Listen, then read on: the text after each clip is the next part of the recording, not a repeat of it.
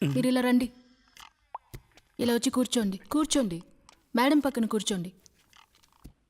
నువ్వు సెక్యూరిటీ అయినా అమ్మాయి తల మీద ఒక్క తప్పించుకో, అందరూ ఇక్కడి నుంచి తప్పించుకోవచ్చు.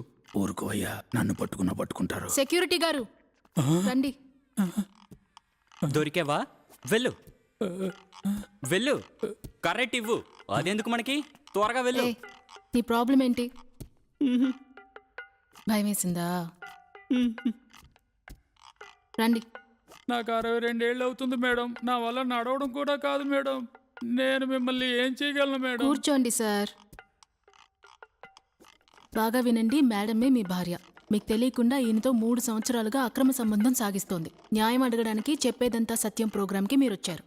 Ready roll. Ready roll. Rolling sir. ఇది మార్పుని కోరుకునే ప్రజలకు నిలయం. సాహిత్య వెట్ గ్రైండర్ సమర్పించు చెప్పేదంతా సత్యం. Co sponsored by Malavika mobiles. ఆషాఢం ఆఫర్లు ఆశ్చర్యపోతారు, ఆనందిస్తారు. చెప్పండమ్మా. చాలా అందంగా ఉన్నారు. చూడ్డానికి చాలా స్మార్ట్గా ఉన్నారు. మీ హస్బెండ్ కూడా చూడ్డానికి స్మార్ట్గా ఉన్నారు. ఏంటి మీ ప్రాబ్లం? చెప్పండమ్మా. ఏమిటి వేళకోళంగా ఉందా? టైం అవుతుంది, వెళ్ళాలన్నాను కదా. దద్దమ్మ, మేడం అడుగుతున్నారుగా, చెప్పొచ్చుగా. పేరు Nagalakshmi madam.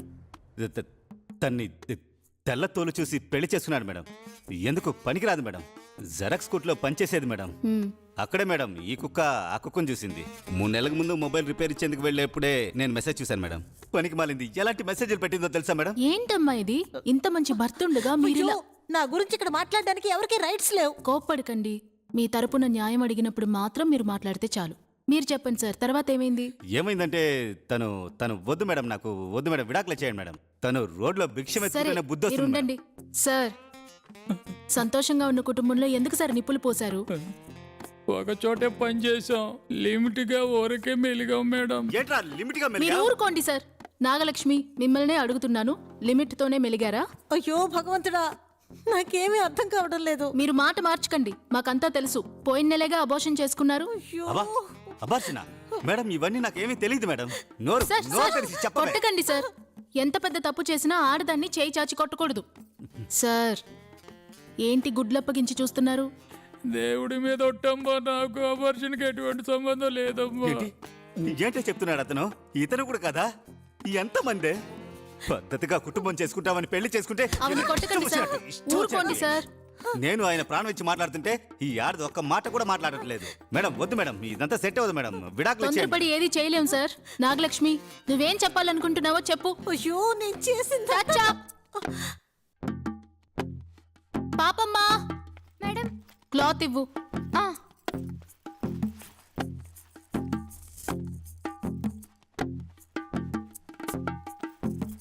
Ready roll. Rolling sir. బంగారం లాంటి మొగుడు దొరికాడు మీకు. మీరు చేసిన తప్పుని ఒప్పుకుని ఆయన కాళ్ళ మీద పడి క్షమాపణ అడగండి సార్. ఆవిడ తిరిగి తన భర్తతో కలవడం వల్ల మీకేమైనా ప్రాబ్లమా సార్? తలుచుకుంటేనే కష్టంగా ఉంది మేడం. తన ఇష్టం వచ్చినట్టే జరగని. 7 కోట్ల మంది చూస్తున్నారమ్మా. ఆయనకి మీ జీవితంలోకి అడ్డురారు. ఈ రోజు నుంచి మీరు ప్రశాంతంగా బతకొచ్చు. క్షమాపణలు అడగండి. మీరు ఇంత చెప్తున్నా గానీ తను నోరు తెరిచి ఒక్క మాట క్షమాపణ చెప్తుందా చూసారా? మేడం, కొట్ట చంపేస్తారు. నన్ను వదిలేయండి మేడం, నేను ఆయనతో వెళ్ళిపోతాను. ఓకే మేడం, ఓకే మేడం, అయిపోయింది మేడం.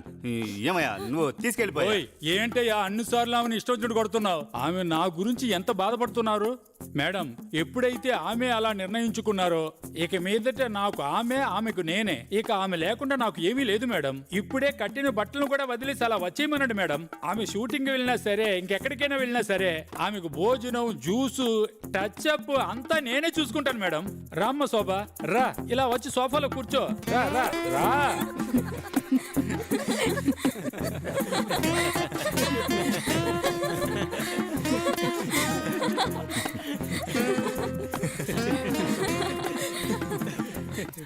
ఆర్వి, ఒక్క నిమిషం బయటికి రా త్వరగా. మీరు చెప్పిన చోటుకు వచ్చేసాను సార్.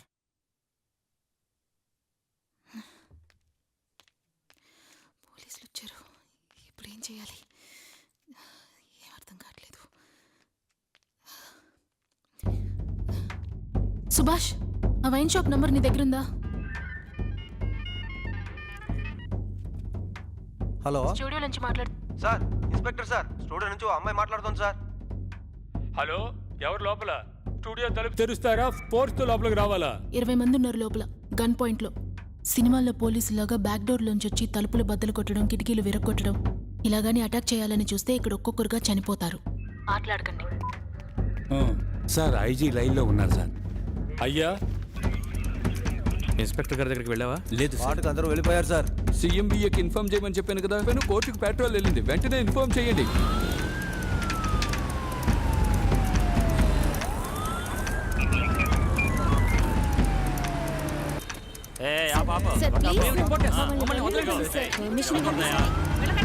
ఎవరైతే నాకేంటయ్యా? సార్ ఏంటి సార్ ఉన్నటువంటి బ్యారికేడ్ చేస్తే ఎలా సార్? సార్ ఏంటి సార్? సార్ నేను అర్జెంట్గా హాస్పిటల్కి వెళ్ళాలి సార్. వెళ్ళడం కుదరదయ్యా. కుదరదు. వెళ్తే బాగోదు. వెళ్ళండి, వెనకాలండి, వెనకాలండి.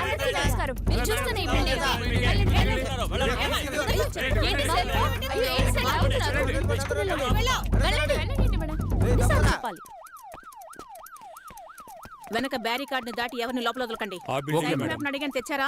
ఓకే మేడం, చూస్తాను. హోమ్ మినిస్టర్ పిఎస్ ఇవ్వండి ఇవ్వండి.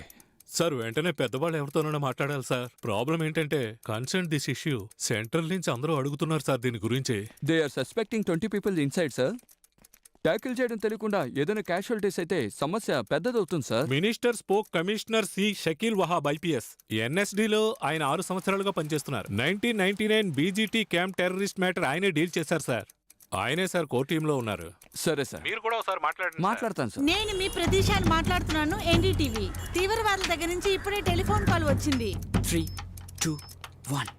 ఇప్పుడే అందినటువంటి తాజా సమాచారం ఏంటంటే గాంధీనగర్ 3rd స్ట్రీట్ లో ఒక టీవీ సీరియల్ షూటింగ్ జరుగుతుండగా అక్కడ నటిస్తున్నటువంటి 20 మంది నటులను తీవ్రవాదులు కిడ్నాప్ చేసినట్టుగా తెలియవచ్చింది. ఈ వివరాలను మనకి వెంటనే తెలియజేయడానికి మన టీం రిపోర్టర్ ఆనంద్ రాజ్ అక్కడ ఉన్నారు. నమస్కారం ఆనంద్ రాజ్. అరుణ, వినపడుతుందా మీకు? పరిస్థితి ఎలా ఉంది? ఇక్కడ పరిస్థితి కాస్త గజిబిజిగానే ఉంది.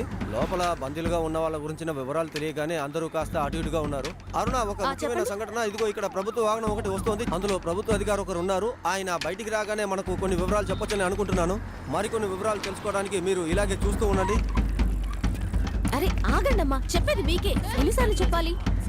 సార్ వెళ్తున్నారు కదా. విషయం సైట్ మ్యాప్ వచ్చిందా? ఆ లోపల ఉన్న వాళ్ళ గురించి డీటెయిల్స్ ఏమైనా తెలిసాయా? డీటెయిల్ కలెక్ట్ చేస్తున్నాం సార్. సైట్ మ్యాప్ ఉంది.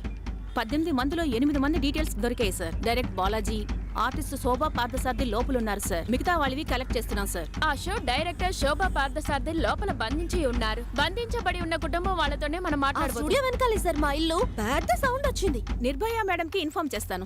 ఏ గ్రూప్ కు సంబంధించిన వాళ్ళ తెలియదు మేడం. ఉగ్రవాదుల నుంచి ఫోన్ రాగానే చెప్తాను మేడం. రండి.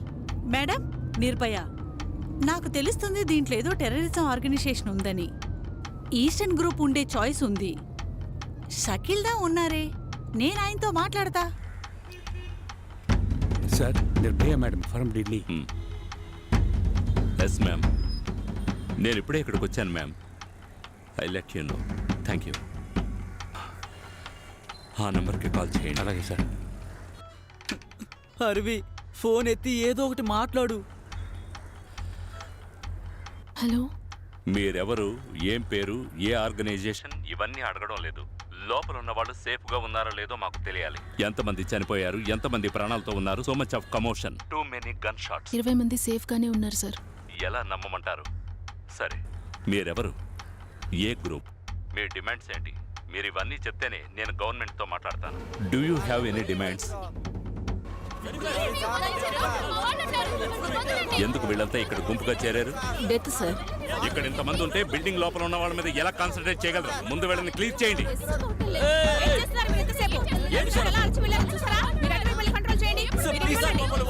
వెళ్ళండి, చెప్పేది మీకే. వెళ్ళండి. దీని గురించి మీరు ఏమంటారు సార్? ఉగ్రవాదులు దాడి చేస్తారని స్టేట్ గవర్నమెంట్ కి సెంట్రల్ గవర్నమెంట్ నుంచి ఇంతకు ముందే ఇన్ఫర్మేషన్ ఇచ్చాం సార్. మాట్లాడడం నాకు చాలా ఆశ్చర్యంగా ఉంది. ఆయన రాయి తగిలి కింద పడ్డా కూడా ప్రభుత్వం మీద నిందేస్తారు. ఎవరి లోపం చెప్పమంటారు?